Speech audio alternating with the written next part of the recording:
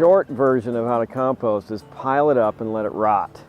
And you can literally do that. If you have a little more time, you can mix different materials. One of the important concepts is green and brown materials. Greens are your rich, nitrogen-rich materials like fresh grass clippings, kitchen waste. Those are a couple of the main ones.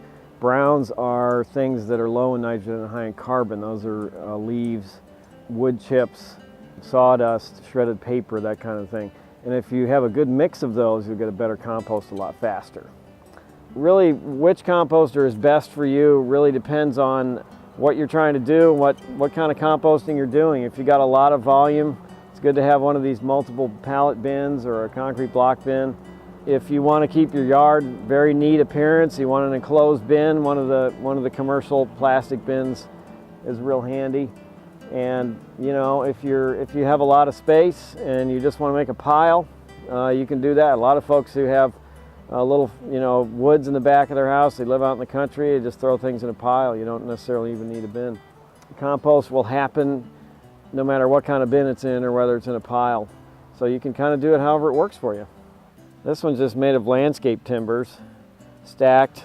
And oftentimes you can find these, people pull them out of their flower beds and throw them away. You can get recycled ones, or they're only a couple dollars each, and you can stack them up. This isn't nailed together, so whenever you need to move the bin or turn your pile, you can just take this apart and actually set it up next door and turn your pile into it. It's called a Presto bin. So this is just basically a piece of plastic with holes in it, and you can make it into 3 different sizes of circles. So this actually is a handy little bin. You can find this at the hardware store too. So this is a real simple pallet bin. These are recycled forklift pallets with a few fence posts or stakes to hold them up. They actually use tomato stakes on this, but you can use a fence post also.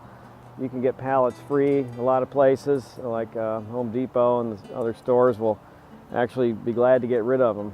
So pallet bin's real nice. This happens to be a triple bin. You can actually run several piles at once. You can make a compost pile, you turn it into the second bin, you make a new pile, and that way you have continuous batches, so you always have compost to use for your garden.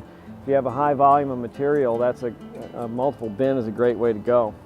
Bomb-proof type of compost bin, but it works if you have cinder blocks laying around. You can also use any kind of fencing, or this is actually cattle fencing. Or you can use chicken wire or different kinds of fencing and just make a circle out of it, wire it together, and you have a compost bin.